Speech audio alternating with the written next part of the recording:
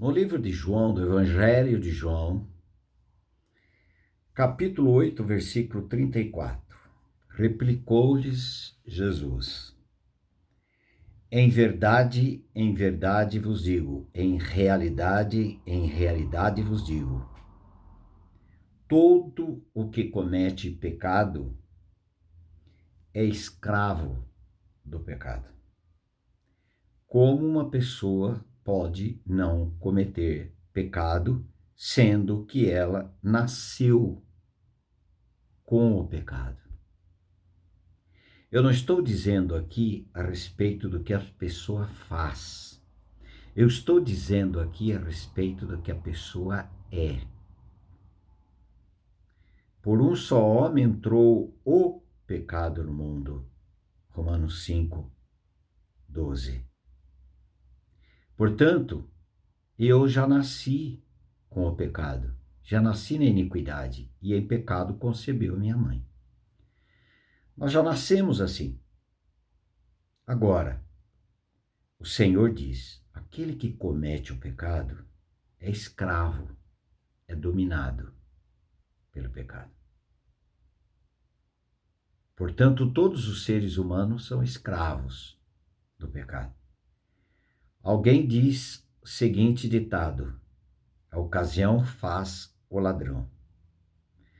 Eu já penso um pouco diferente. A ocasião manifesta o ladrão.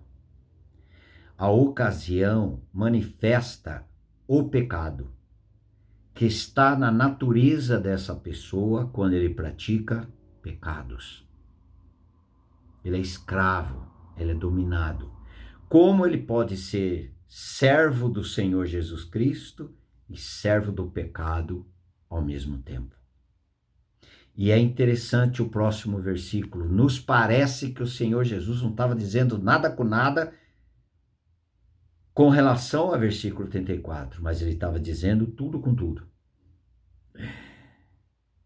O escravo, João 8, 35. O escravo não fica sempre na casa, o filho sim, para sempre. Eu já nasci escravo e pratico o pecado como escravo do pecado. Mas ele diz, essa escravidão não é para sempre. O filho, sim, para sempre nessa casa. O que o Senhor Jesus Cristo estava dizendo? Aí ele vai dizer o seguinte: se, pois, o Filho vos libertar, verdadeiramente sereis livres. Libertar do quê?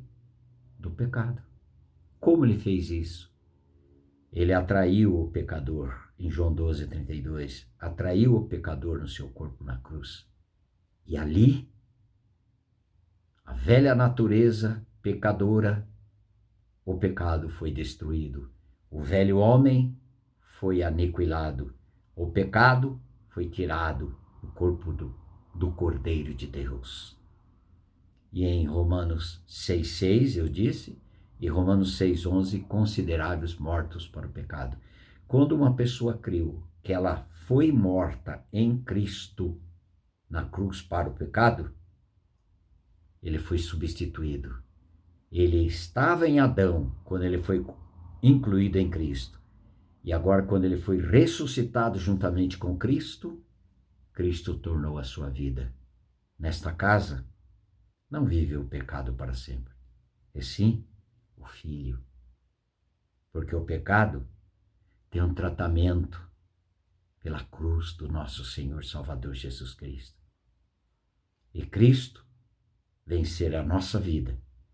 E se Ele é a nossa vida, tornou a nossa vida, conforme Gálatas 2,20, estou crucificado com Cristo, e vivo não mais eu, mas é Cristo que vive em mim, e assim por diante.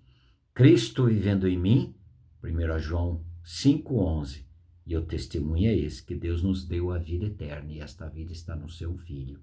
Quem tem o Filho tem a vida, quem não tem o Filho de Deus não tem a vida. Portanto, se tiver Cristo, Ele é eterno, nesta casa que somos nós. o pecado não tem mais domínio sobre nós. Por quê? Porque ele foi destruído. Romanos 6,14. O pecado não tem mais domínio sobre nós.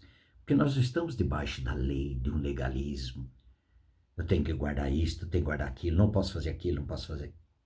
Nada disto. Já foi, nós fomos libertos. Agora, para fazer o que quiser, se você tiver o Espírito Santo de Deus, Cristo for a sua vida não é mais a sua vida libertina que vive. Agora a vida livre, mas vida de Cristo. E Cristo é santo. Ele é o nosso libertador do pecado. Portanto, o pecado não tem mais domínio sobre nós. Quem tem mais domínio agora sobre quem creu, quem recebeu, quem nasceu de novo, quem foi nascido de novo? Cristo, o Senhor Jesus Cristo. Cristo é minha vida. O meu viver é Cristo. Filipenses 1:21. O meu viver é Cristo. Esse é o testemunho do testemunho de Deus em Cristo, beneficiando um pecador liberto. Aleluias. Amém.